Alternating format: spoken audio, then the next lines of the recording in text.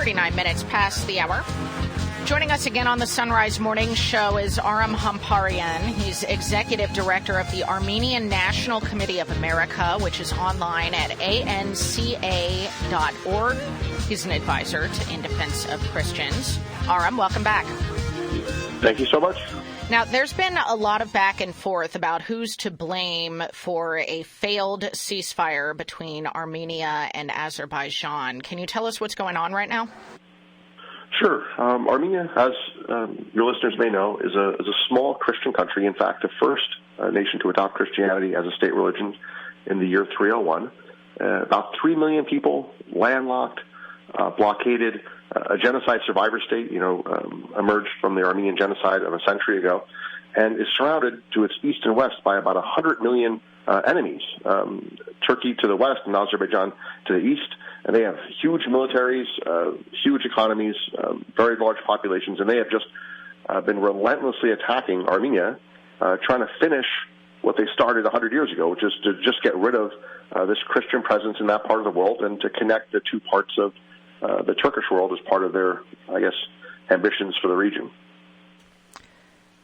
How has this affected churches in this disputed territory? Well, our primary cathedral in Artsakh, which is where most of the fighting is taking place, the Holy Savior Cathedral was actually bombed and very badly damaged during the war. Other churches have been hit as well. Monasteries. The Armenian leadership, the Armenian community in Artsakh did their best to repair the church. And actually, I saw some photos of actually a wedding taking place in the bombed church, just as a sign that the faith of the Armenian people is enduring. Now, just for clarification, because anybody seeing this in the secular news would be hearing Artsakh being called by another name, correct? That's right. It's sometimes called NagornoKarabakh, and both names I know are hard to pronounce, but they're historic parts of Armenia going back thousands and thousands of years. The last visit I took before the pandemic was to Nagorno-Karabakh, and I actually had a chance to pray in a monastery that was established by a student of the Apostle Thaddeus in the first century. Wow, that's incredible. And can I ask, too, do we know anything about the death toll from all of this? Over 1,000 deaths have been reported on the Armenian side, including many civilians.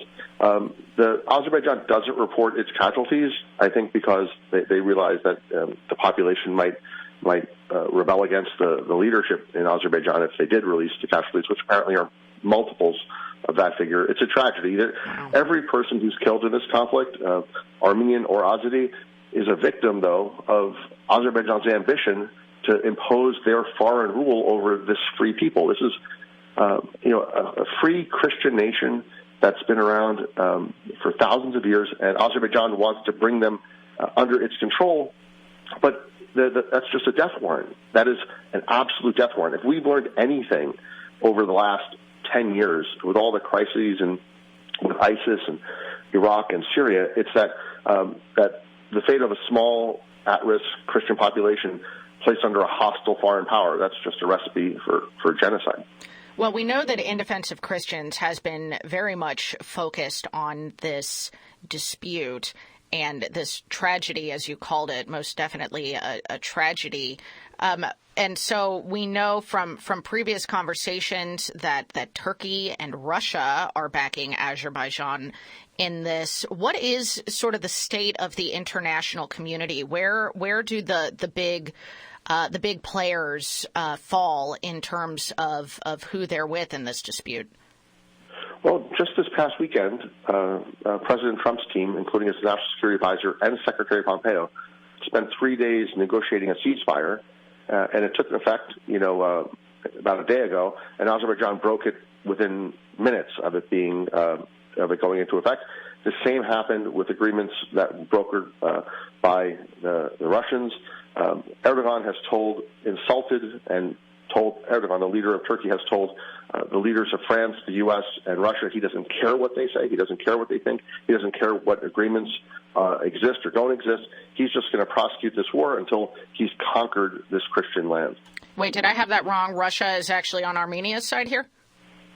Russia is, I think, just trying to broker a peace. They signed 2 peace agreements through the Russian mediation, and the most recent mediation ceasefire agreement was signed with U.S. mediation. So each are doing their own thing, I guess trying to calm the waters. But I think what I take away from it is that Turkey and Azerbaijan are not interested in any kind of peace process. Okay, thank you for the clarification on that. So what needs to be done to achieve a successful ceasefire? Can anything be done?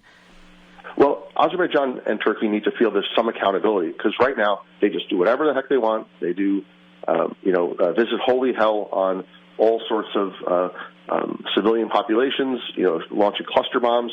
Amnesty International, Human Rights Watch have documented the use of cluster bombs. They have to be held accountable, and the first thing we might do as Americans is to cut off our military aid to Azerbaijan. That's number one. Number two, to stop arms sales to Turkey. We've heard through evidence collected on the battlefield that some of the Turkish weapons that have been used to kill Armenians have U.S. components in them, and it's a violation of the law, but it's also immoral. Our American weapons, American technology, American parts should never be used to slaughter innocent Christians upon their ancient homeland. And I know that that's one of the action items that you have for the U.S. Senate, but you also have an action item that you would like to see the U.S. House of Representatives do. Yeah, we would like to see the House, and in fact the whole U.S. government, recognize Nagorno-Karabakh. There's a strong historical case for Nagorno-Karabakh being free. It's thousands of years old, that argument. There's a strong legal case, but even beyond those, today it's a matter of survival. Congresswoman Clark from Massachusetts said recently that the same country that's bombing a population can't claim sovereignty over that population. Azerbaijan has shown that there are, let's say, an abusive foster parent who cannot be trusted with children, and the children need to be separated as soon as possible and taken away to a safe space. And we would say, like, this would be a case for remedial secession, where the remedy to genocide is recognition.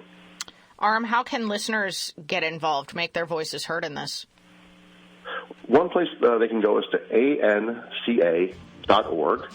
Or anca.org/alert, and just fill out a quick form and weigh in with their member of the House, member of the Senate, and encourage them to support a peaceful resolution, a democratic resolution, encouraging both sides to respect the ceasefire.